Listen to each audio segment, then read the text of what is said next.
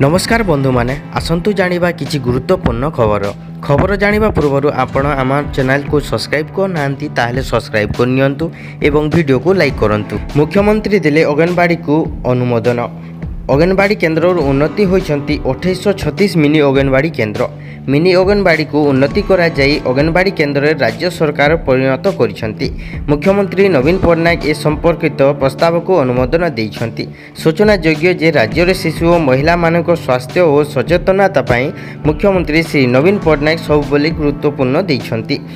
मुख्यमंत्री निर्देश रे राज्य सरकार एही निष्पत्ति ग्रहण करिछंती। सूचना योग्य जे राज्य रे वर्तमान 74,154 अंगनवाड़ी केन्द्र मध्यरु 10,416 मिनी अंगनवाड़ी केन्द्र थिला। तन्मध्यरु 2836 मिनी अंगनवाड़ी एबे उन्नति हैला। यह सहित एही अंगनवाड़ी केन्द्र गुड़िकर विभिन्न कार्य परिचालना पई यथा औषध आसबाब पत्र और प्रशासनिक खर्च तुलाइबा पई अधिक पांठिरु व्यवस्था मध्य करा जिवो। एथिपाई सारा राज्य रे 114 सुपरभाइजर पदवी सृष्टि करा जाइछि।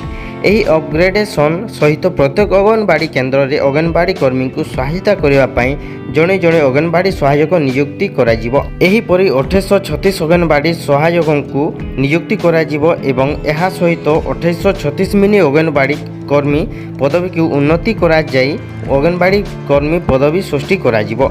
एथिपाई राज्य सरकार वार्षिक अतिरिक्त 18,75,41,440 टंका खर्च करिवे।